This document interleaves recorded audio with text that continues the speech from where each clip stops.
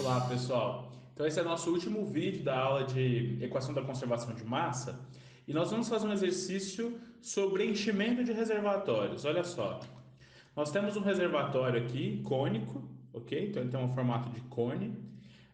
E por baixo dele entra uma vazão de água com velocidade kT, ok? Olha, o exercício fala assim: a água entra pelo fundo do cone da figura com velocidade média uniformemente crescente v igual a kT. Então, essa velocidade vai aumentando com o tempo, tá?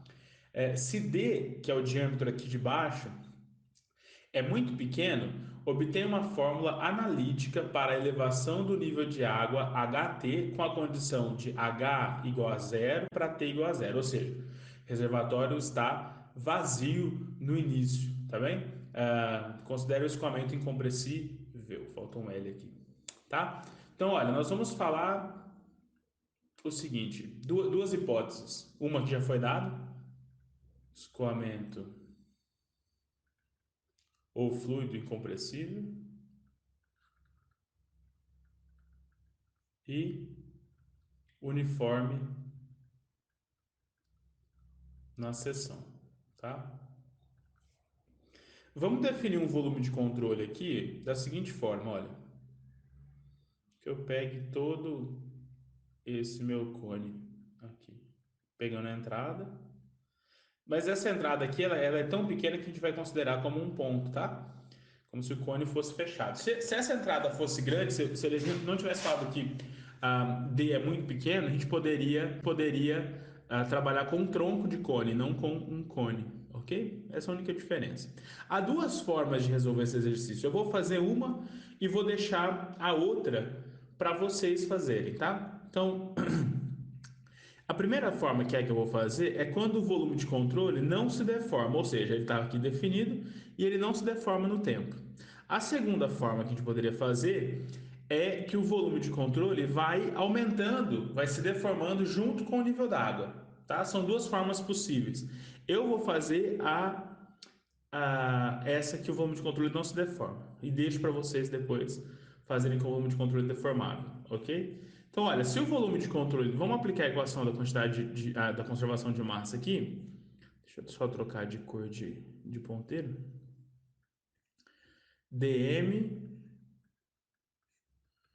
dt, a variação total da massa no sistema, zero, e é igual a d dt integral no volume de controle de ρ dv mais integral na superfície de controle de ρ produto vetorial v dA. Olha, se o escoamento é incompressível, a gente já sabe que o ρ pode ser cancelado aqui, tá? E a hipótese de que o volume de controle não se deforma, então eu vou cancelar esse termo. A hipótese que eu quero que vocês façam depois em casa é que o volume de controle se deforma. Então,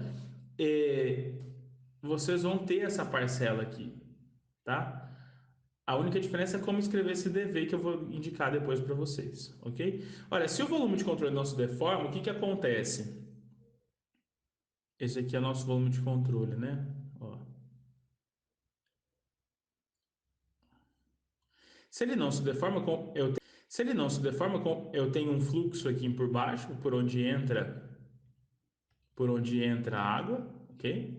E esse volume vai subindo, fazendo um fluxo na superfície aqui, no meu volume de controle. Então, o que eu tenho é que a vazão que entra, vamos chamar de QE, é igual ao fluxo pela superfície de controle, vamos chamar de Q na superfície de controle, perdão, Q no volume de controle, ok? A vazão que entra, como a gente já viu em outros exercícios, pode ser escrito como π dzinho ao quadrado a vezes a velocidade kt, ok? A vazão que passa pelo volume de controle vai ser igual a uma velocidade v, que a gente já vai ver daqui a pouco, vezes a área por onde ela passa. Vamos chamar de A. Aqui tem duas coisas. A primeira é a seguinte, olha, conforme o nível vai aumentando, eu vou tendo uma variação, então, do nível em função do tempo. Essa velocidade aqui é justamente esse dH dt, variação do nível do reservatório em função do tempo. Tá? E essa área ela também é variável, porque de acordo com a altura que eu estou do cone, essa área pode ser uma ou pode ser outra. Então a gente já sabe que essa área vai ser πr ao quadrado, mas esse r é variável.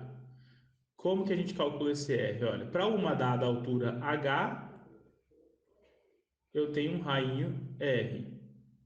Se esse ângulo aqui é θ, então tangente de θ é a R' sobre H, ou R' é igual a tangente de θ vezes H. Então, a área que a gente tinha escrito como πr quadrado pode ser escrita como π tangente ao quadrado de θ, H ao quadrado.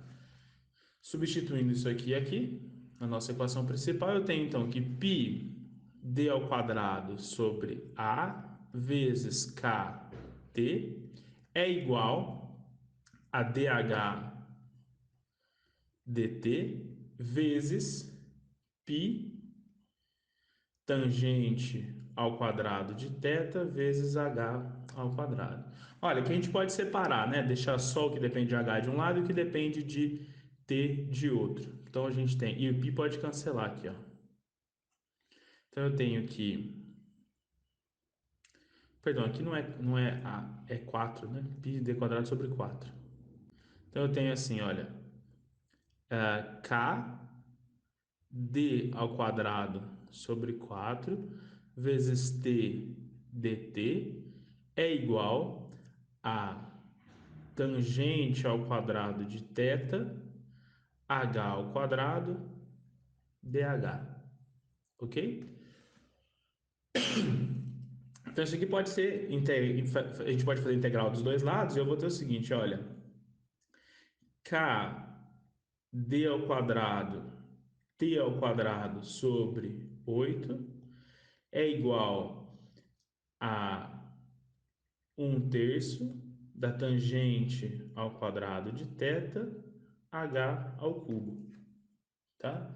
Esse h é o h de t, né? Então, h vai ser igual a 3/8 de k d ao quadrado, t ao quadrado sobre tangente ao quadrado de θ, isso aqui, raiz cúbica, né? Então, se a gente quiser uma função de h em relação ao tempo, está aqui feito. Ok? O que eu falei para vocês é que eu queria que vocês fizessem esse volume variável. A gente sabe que esse volume do cone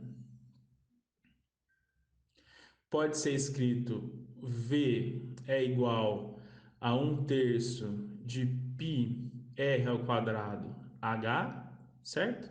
E aí, se a gente fizer então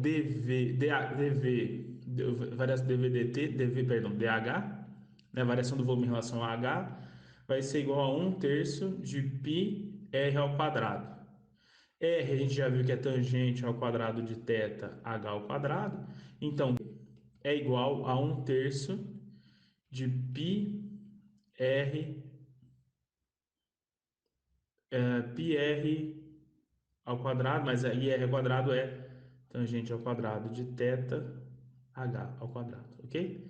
É só vocês fazerem a substituição do dv e a integral, tá certo? É isso que eu queria que vocês fizessem em casa, mas o exercício aqui é esse mesmo. Eu queria que vocês achassem uma variação de h em relação ao tempo. E aí está aqui, ok? Até o próximo, então, pessoal. Até a próxima aula.